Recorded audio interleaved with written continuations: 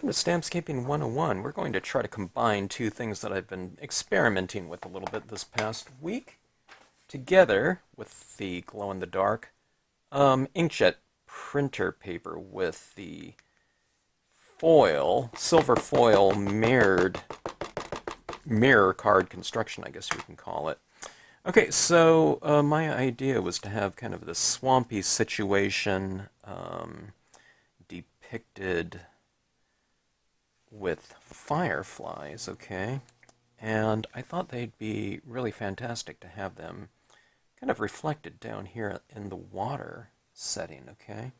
All right, now I'm going to attempt to get this roughly about midway. That's where the water line starts on this design. And I'm stamping this out in a Brilliance black pigment ink. It's an ink that can dry on these types of surfaces just fine. You can use a StazOn or something like that too. The StazOn, I don't know, test it out and see if it gives you a thick enough impression. But if you don't have some Brilliance ink, go out and get some, because it's going to open up a ton of doors for you in terms of the types of surfaces that you can stamp on. If there's a question about it, all you have to do is just go with this and you'll be fine. It doesn't dry immediately, but you can heat set it almost immediately, okay? All right, so we have our situation like that, and you can see those windows down there. See those windows down at the base area? Now those will be reflecting that light coming out of the cabin, which should be kind of cool. So I don't know, it's already kind of interesting when you turn this at a 45-degree angle, and you can see that type of reflective type of situation with this construction here. And it's a simple construction. I just have a pre-folded card, and you just, this whole area down here, you just stamp out your, or you just adhere and you stamp out your foreground down there, okay? All right, so that is that tree. I'm not exactly certain where to put some of these stamps here on this piece, but we'll add in some additional imagery around this, okay? And these both have the reflective area down below. So I'll just make note of it, roughly where that will go. And we'll just try to stamp it accordingly, okay? On that horizon line.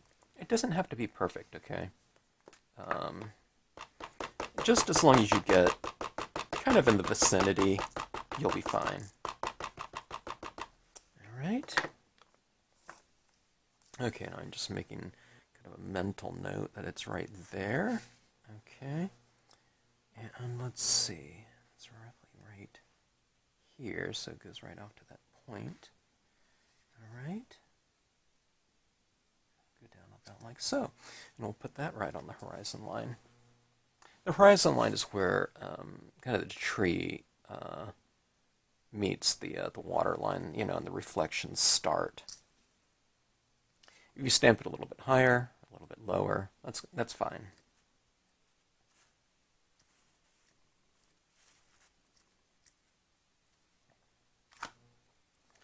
Okay, see that like that? That's some cypresses right there. And let's continue that imagery off to the side here. Okay, and I'll stamp it. It's just stamping, I don't know, like a quarter of it. And we'll go over about like so. Now we can stamp some more of these in the foreground too, if we want to. And I think I might want to, okay? Okay, see that right there? And it's hard to see those reflections down here because that's dark, but then when you, show it in the light like that, see that? Then you have this really reflective type of area down below like that. So I don't know, I mean, it's interesting. It's an interesting dynamic to consider. I would say that to have to consider, but it's really fun to have those types of things to consider, because it really adds to the I don't know, the reflective nature of water and that whole aspect of it. Okay. All right, so we have that. Now we have these other areas up here. I was thinking about doing some,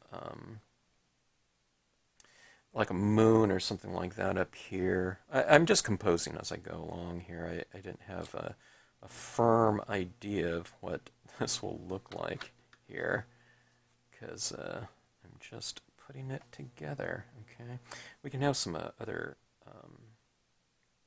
kind of a Spanish moss type of situation here too. Let me see here though. If that is that, I don't know if I want it in the reflections down there, so I might just leave it like that. Okay, so figuring things out. I might want some more of these though. I think these would look interesting down here, like this. Okay. It'll create a little bit of a corridor for some additional imagery. Or, I don't know, just, for the composition too. Anytime you can kind of create this little bit of a corridor for your piece, it's always pretty interesting. It kind of creates this visual path for the viewer to enter the scene, as opposed to it just being kind of wide open. It's kind of inviting. You're creating kind of a little area in which the viewer of your piece can enter it. And sometimes if it's like this kind of naturally kind of a S-curve type of line, it makes it more graceful than just having it straight into the piece. Okay, I call it on these things. I always mention it in my videos, but it's kind of creating this visual lead in. Now, here's the second thing I'm thinking about too, and having to consider in this piece, but it is the fact that this whole area up top here is going to be glowing, okay? Having this glowing area up top, it's going to be light, so a lot of times I'll add in things like white pigment ink or something like that on paper, okay? But in this case, our light is going to be coming from all this surface area in here. So when I do this, like this, anywhere where this is still revealed, that will be light down here. Okay, you see these cypress areas down here like that? Okay, those trees. All right. Let's add in our little foreground character here too, in the form of a little heron bird in the foreground. And I also have some of these cypress knees, they call them. These little things that kind of stick out of the water. Okay.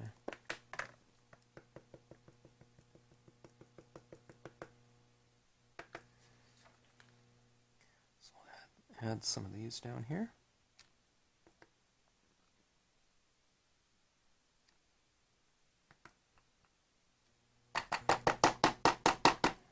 Okay.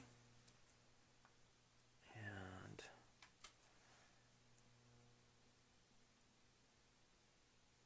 here we go with this.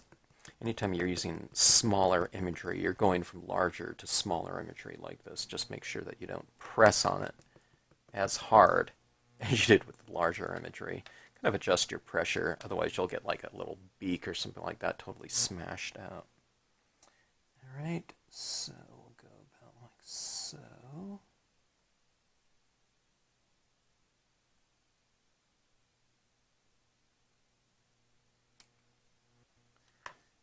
Okay, have that like that. It's like a glassy, no wind night, I guess it would be, no breeze.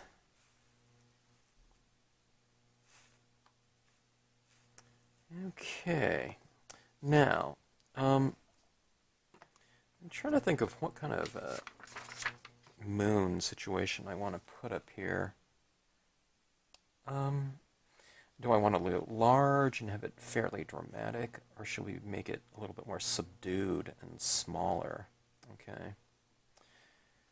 Let's see here. Maybe something a little bit larger, huh? And I'm also considering, do I want to go with like a hole punch, or do I want to use a stamp? I might want to go with a stamp, something that has a little bit more kind of a character to it with the surrounding clouds. I think it might be interesting. Let's see. Okay. This one right here is called Eerie Moon. Let's go with the Eerie Moon, I think. Okay. Eerie Moon could be a sun, or something like that if you do it in a different setting, and especially color scheme. Okay. And you can stamp it.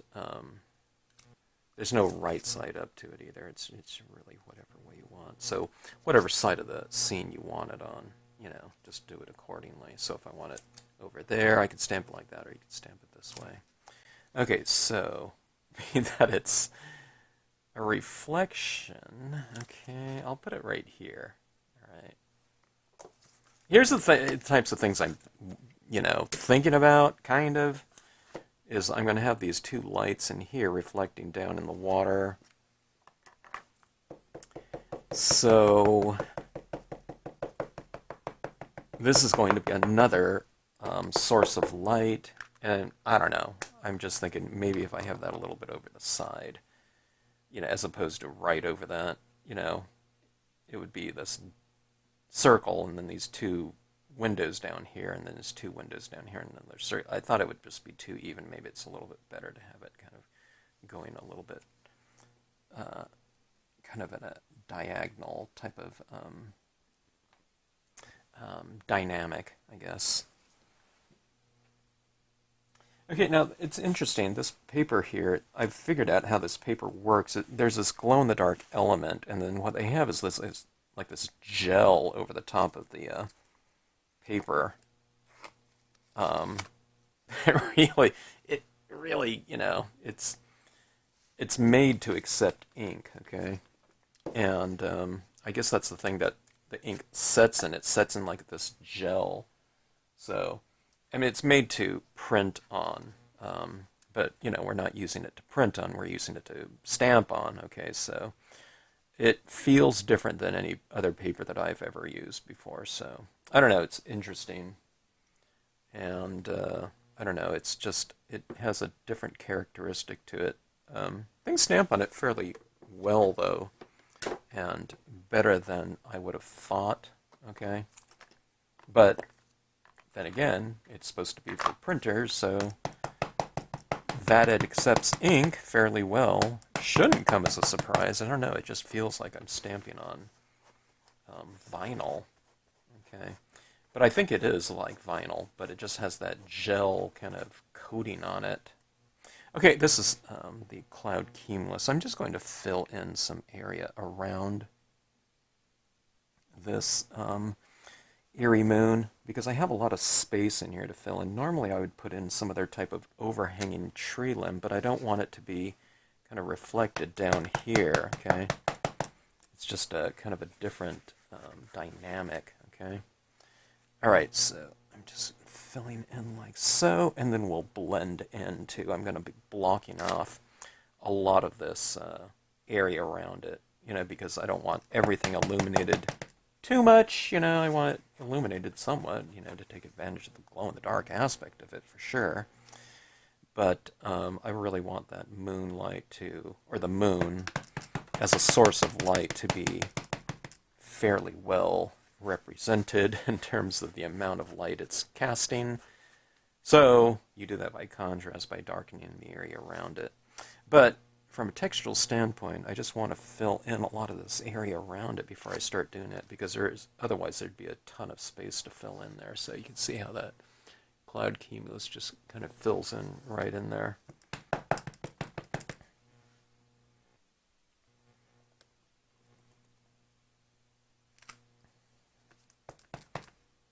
And normally for scenic, stamping situations, I often repeat those types of things down in my water.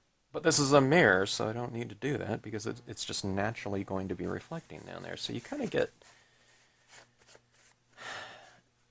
I wouldn't say that you're stamping or you're creating twice the space by doing only a half because you're using it as a mirror, but in a sense that's kind of what you're doing. You're doing like half the stamping that you would do for in this case, 8.5 by 5.5 piece. You're only really doing, well, I guess I'm stamping down here too, but you're doing a lot less stamping. Okay, so this is where we're at right now. Okay. I know it's kind of hard to see because I haven't toned anything in, but you can see see that moon up there? How that's reflecting down in the water. Okay. All right, so this one, I don't expect it to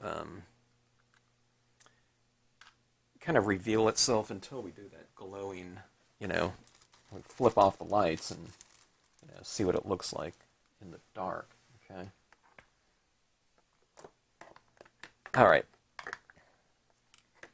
So this is my cotton ball. If you haven't watched my scenes before, anytime I'm using a cotton ball, it is cotton. It's 100% cotton, so it really needs that because you need to absorb enough moisture, and anytime it's a synthetic type of cotton ball, those often wick moisture. They're not very good at absorbing liquid, okay?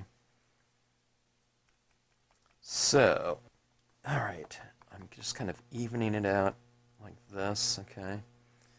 And when I feel I can get kind of a nice application, okay, I'm using a very light touch here. And to apply the medium to the surface, I'm using repetition more than, say, pressure or something like that to apply it. And the reason for that is the slower I kind of apply this here and get what I want through repetition, there's more control over it that way. So if anyone ever has a really hard time with this, it's just with any kind of ink applications, okay, it's usually where they're trying to hurry the process. It's like 99% of the time that's the case.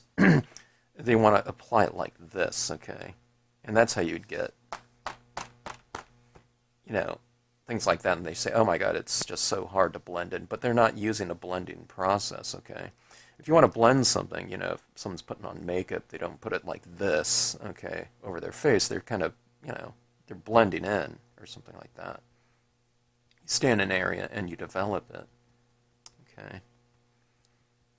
All right, so think about it like, I think about it like almost like using a dry medium like pastel or something like that, as opposed to a wet medium. In terms of the style or the feel of it, the notion of it, okay? Okay, so I'm just kind of creating a little bit of a vignette. So what I'm doing is every time I get, I load this up with ink by tapping it into my ink pad, I'm starting it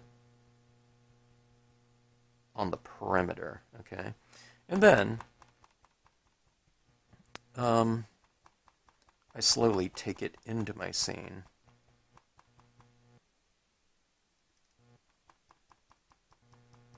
Like so.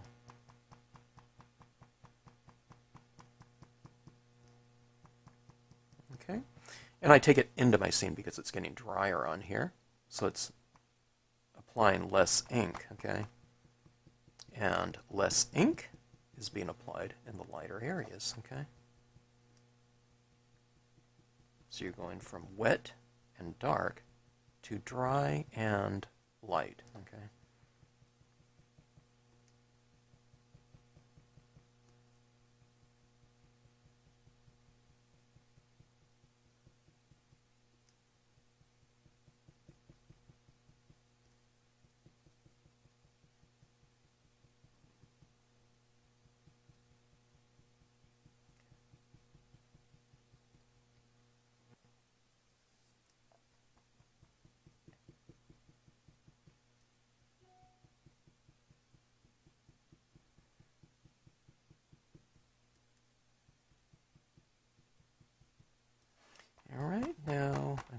this in.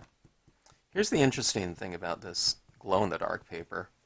It's kind of the opposite of the foil. Okay, the foil I need to heat set here because that's not dry at all. Okay, but this paper, this glow-in-the-dark paper, is pretty.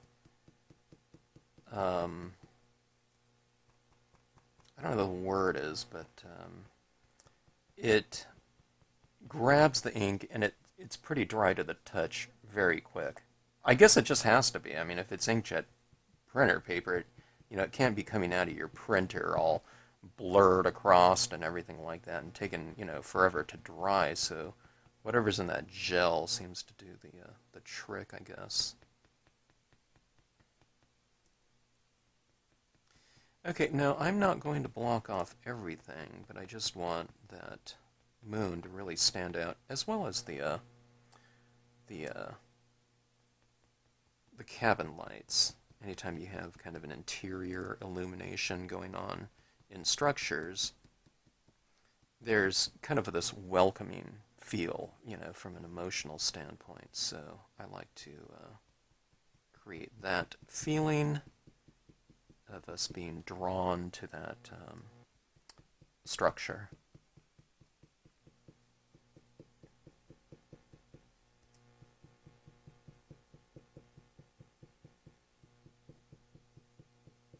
And now if you want to use this house for like a Halloween thing, then all you do is you just kind of draw on a little silhouette of a, person, dark silhouette, looking out of the window.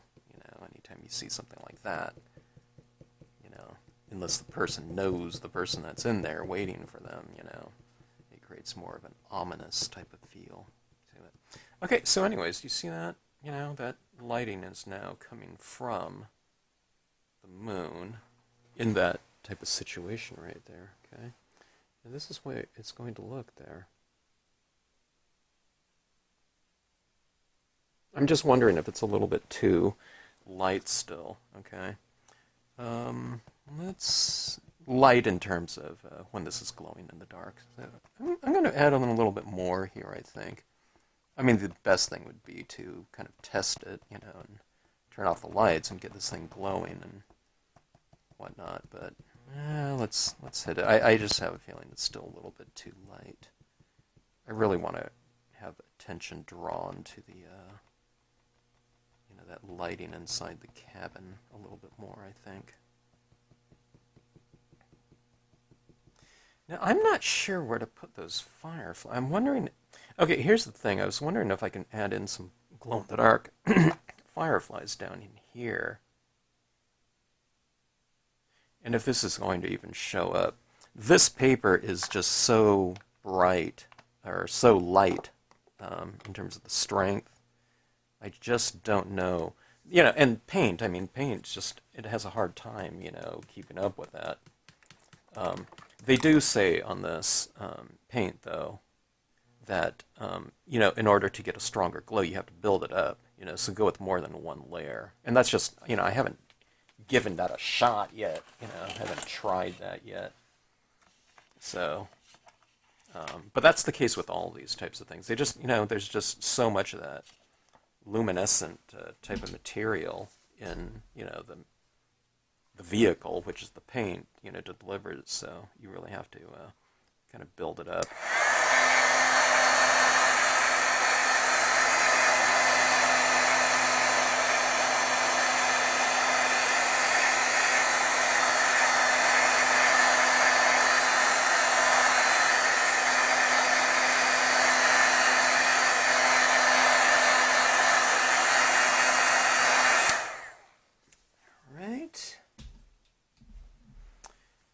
Shake this up. That's as per the instructions. It says stir, but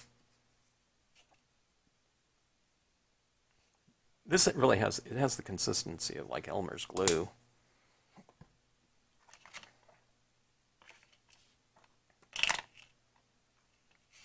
Okay, so I am going to put. Let me see. Let me take a look at this right here.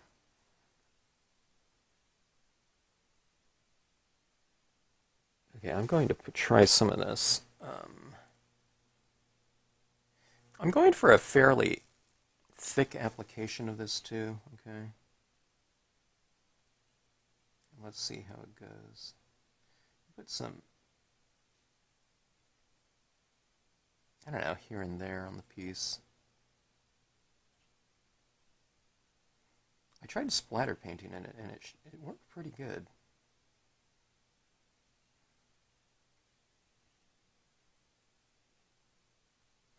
But there's so much light being, coming from the glow-in-the-dark paper. It just the glow-in-the-dark paint just couldn't compete with that in terms of the like my camera exposure. It's really hard to it's really hard to give people a good indication of what a card looks like in person with both foil and glow in the dark, in a photograph. So we'll see if what comes about from this. Okay, I'm putting kind of smaller dots in the background here.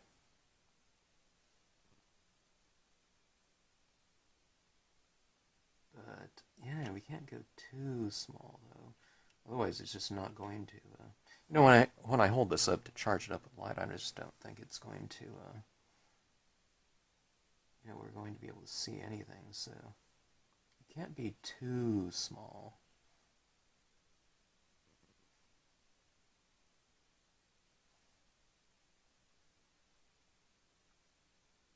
And I am putting quite a few of these on here. Okay, we need to be able to see it. Okay. All right, now when you're done using this paint, be sure and clean off your brushes. I've lost some brushes in the past, not from this paint, but from other types of paint that dry. I'm kind of bad about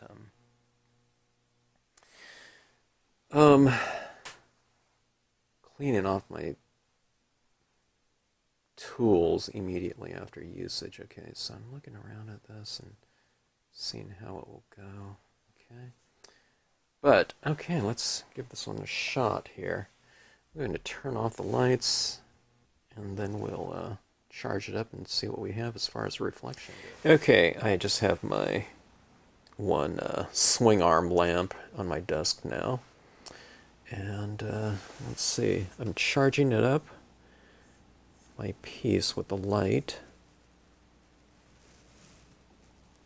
The paint isn't dry yet, but I don't think that'll matter.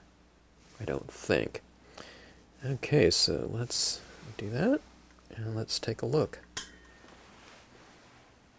Yeah, okay, hey, look at that paint. That's not too bad just for natural light.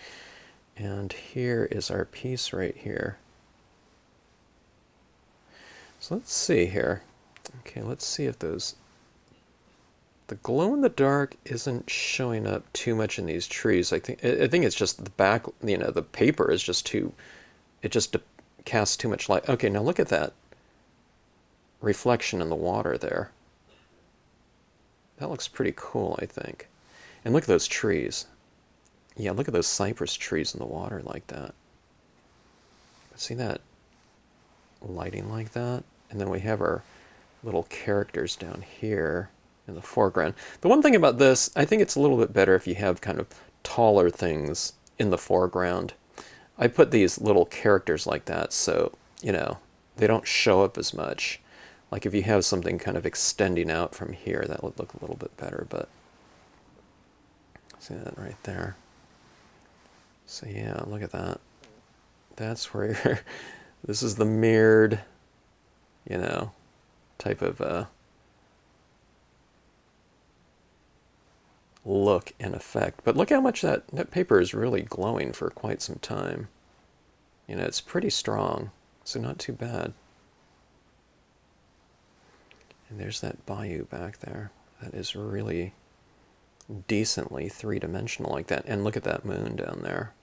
There's the moon, the reflection in this silver paper it's almost like brighter. I don't know why it shouldn't be, but it's as bright, just, you know, for some silver chrome paper, so not too bad in terms of that effect. All right, so anyways, that's your glow-in-the-dark piece right there. That is really fun. I don't think I need to throw on the black light. The black light would make it look different. But that is glowing just so strong. It is just exactly what I'd want. And see, this is a 45 degree, or maybe slightly more. But see, this right here is the perfect look right there. And what it is for me is this card is like all about this area right in here, you know, in terms of the look.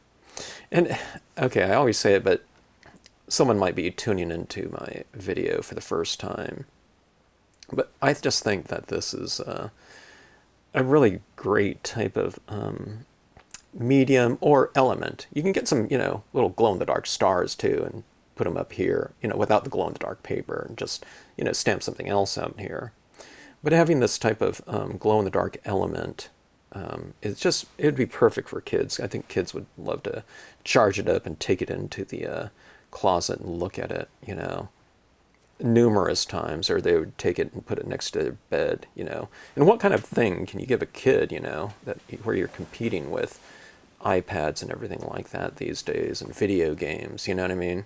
This is something that they can have next to their bed and, you know, take a look at it, you know, every night or whatever. I think they would look at it for a few days at least. And, you know, they would charge it up with light and then look at it. And then this little mirrored aspect is kind of an extra little fun tweak on things like that. So, and they can have it like this, and, you know, they can have that moon kind of rise, like, you know, from the horizon or whatnot in that reflective area like that. So just a lot of fun. Okay, so a couple of different little things like that. And I don't know. I would highly recommend at least the silver foil paper and whatnot. It's just too much fun. Okay, thanks so much for watching, and hope you enjoyed the card.